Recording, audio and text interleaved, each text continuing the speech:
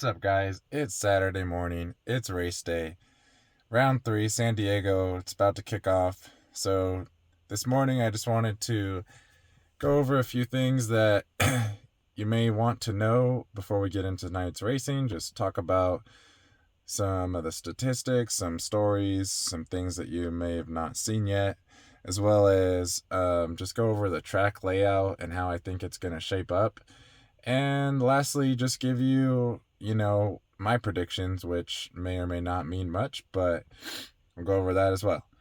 So, first off, as some of you may already know or have heard, unfortunately, in the 250 class, Maximus Vohland is probably going to be out for the rest of the Supercross season.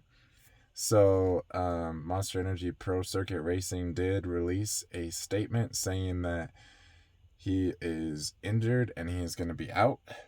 Digging a little deeper, you could find out that it looks like he was training with his teammates over in Glen Helen and he went down.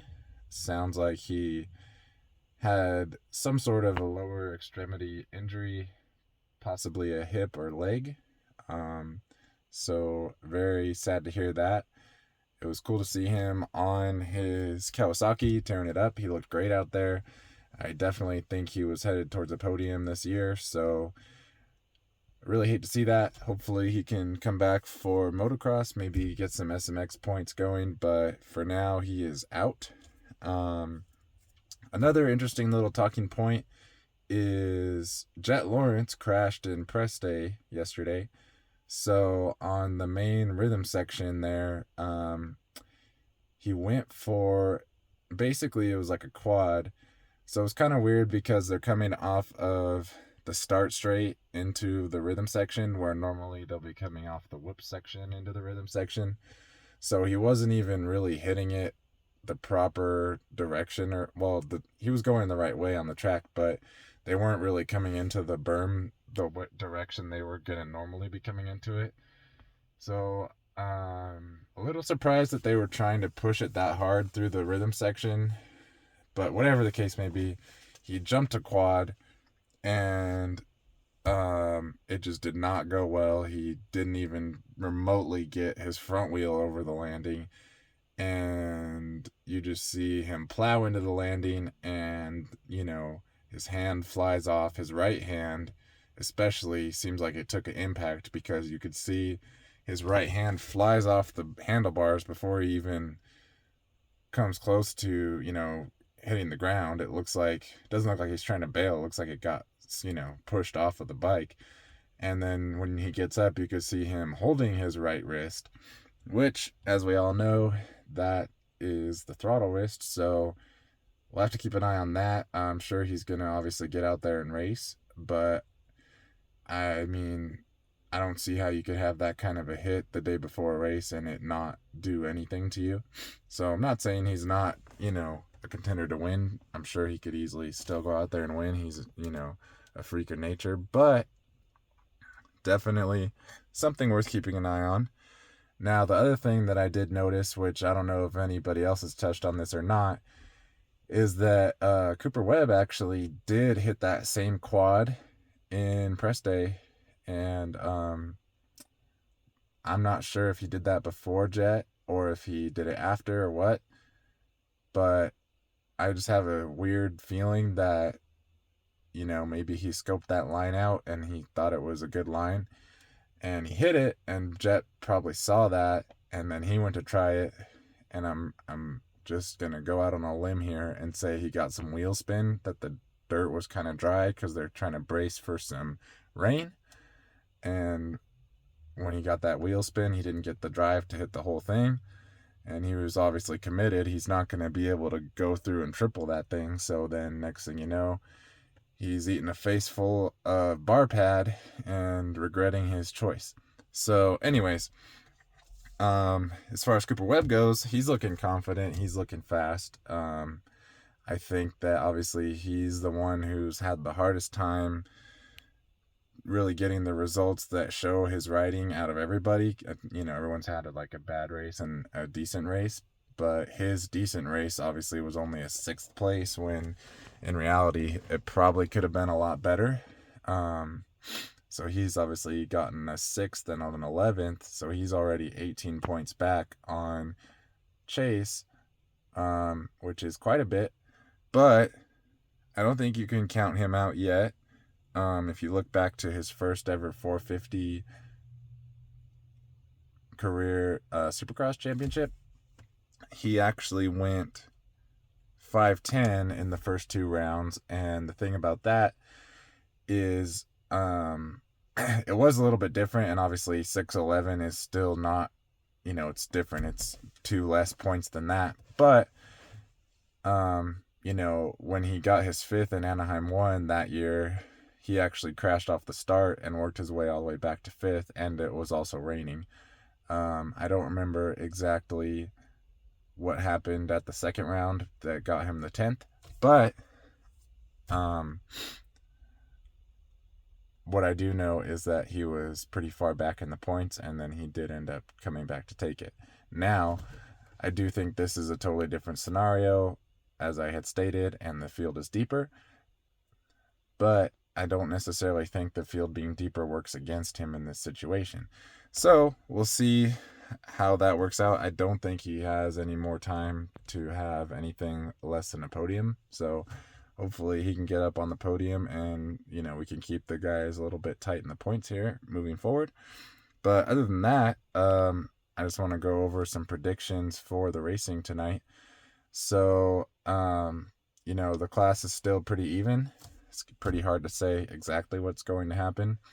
Obviously, we saw Jett have a very rough race last weekend, and even, Webb, he didn't perform very well. We saw Tomac bounce back. We saw Chase take home a win. So, obviously, it was a mud race. It's hard to say exactly how much that really counted towards anything, but everything's all shuffled up. So, I still think you have to put Jett towards the front of the field, even though he did crash in press day pretty hard. Now, whether that's a win, I don't necessarily think that either. But can you put Chase in front of him? I don't know. Can you put Tomac? I don't think so. Webb, he seems like he has a speed, but, he hasn't had any luck yet. So who can you really put to win? Well, it just seems like it's going to have to be Jett. So my prediction is, as boring as it may be, is I'm going to have to put Jett for first. Then I think Chase, he's starting to gel with that KTM a little bit more. I still don't think he's happy with it overall, but I think he's okay with it, and I think he comes in second. And I think you might see Cooper Webb slide in there for the third. And then I think his teammate Tomac will be right behind him in fourth.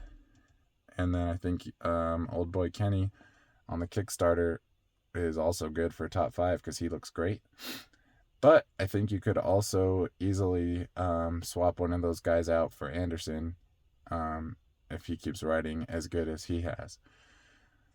And, realistically, there's a bunch of other guys that could also slide into that top 5. So we'll have to see what happens, but those are my predictions. That's my thoughts.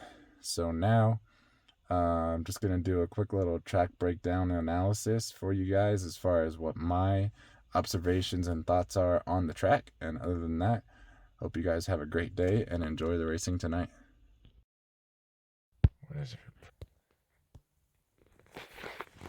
So let's dive a little deeper into what we might be able to expect out of the track for today. So obviously you come down the start straight here, got another right-handed first turn, which did seem to present some issues in round 1. But looks like if you look at this lip right here, they do have a split takeoff. So I think this right kicker is going to throw these guys all the way up and over that step up there. Whereas if you go to the left, it's designed to just take you to there, which would then lead you to basically triple, double out would be my understanding. If not, I believe the fast line would be to go triple through the rhythm section. So we'll have to keep an eye on that. And then that goes into a nice left-handed bull turn, which is cool. Then I think what you're going to see is these guys are going to carry their momentum around the bull turn. They're going to triple this, and then this will be like a little speed check into the whoops, because if not, you'll have a lot of speed coming off of that triple just straight into a bunch of whoops. So it's just going to be like a speed bump almost. That's what I would think. Come all the way through the whoops. And then come into this left-hand 90. Now this is where I think that you're going to see a lot of time lost or made, or, as far as any real difference makers on the track is going to be this straightaway here. So this is where Jett crashed in press day, and this is where, guys were taking different lines. But the guys were basically coming in press, they were coming across the start straight like this, around the turn, and then basically going like this, over this jump here, across the start straight again, and then into the bull turn. Well, it was like a kind of a 180, but not really. So they weren't really getting a good run at this turn like they would if it were really the race scenario. You got to come through the whoops, and then you're hitting it at a true 90-degree angle. So I think you could potentially come in wide and carry a lot more speed, but then you could also come in wide and, rip around the berm. So I do think, nobody was doing it, but I think you could possibly rip around this berm and then triple onto the table. But that leaves you in a tough spot, because then you're going to obviously jump off, which is fine. The guys were already doing that. But this turn right here is pretty sharp. So the issue is you carry all the speed to triple on, jump off. You're going to want to triple out. But this turn, is not really ideal to carry that much momentum into it, because you want to be squaring this thing off and just hitting the triple. And it's going to be hard to make the turn like that when you're tripling in. So, what Cooper Webb was doing and what Jett crashed trying to do was essentially double in and then quad out over the table in the two singles, which then allowed him to only have to double out, and then he could kind of check up his speed, square up the corner, and hit the triple. Now, every other line basically leads to singling out, which is fine, but you end up, basically this is your speed check. You jump into the turn and then land on the flat and just turn. So it's not ideal, at least I don't think, as much as necessarily quadding this section and then doubling out and carrying a little more momentum into the turn.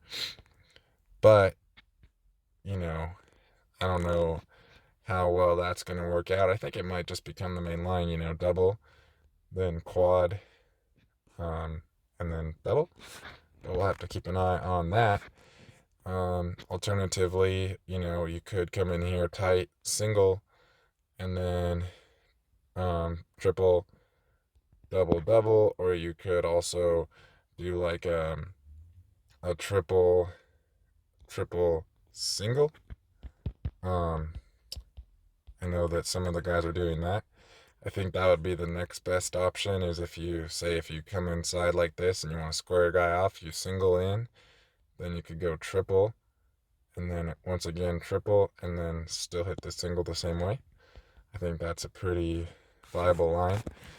Then you're going to obviously carry a bunch of speed through here, triple. This double is real small, so you're going to carry a lot of speed back across the start straight. I don't think there's going to be much passing there, maybe into this bull turn right here, but nothing too crazy. And then you're going to go over this little speed bump right here, and then this is where things could get a little dicey, because you're going to want to carry a lot of speed into this corner and triple all of that.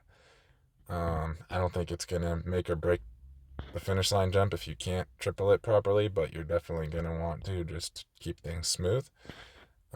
Definitely a possible passing point here in this bull turn, because you're going to want to, again, carry your speed to triple out. But where things could get a little interesting is right here.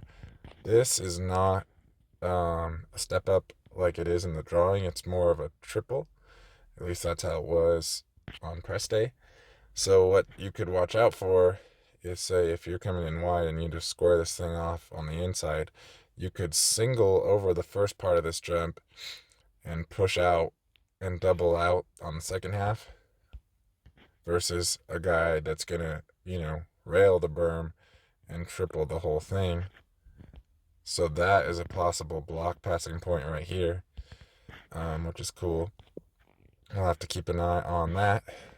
But other than that, that's pretty much what I think we got to watch out for on the track. I think your main passing points are going to be obviously here in this bull turn, and then probably in this bull turn, and then you're going to make or break all your time, gained and lost on that rhythm section there. So, kind of a small stadium. I don't think there's a lot of passing points on this track, but I think it could be some good racing, so we will find out.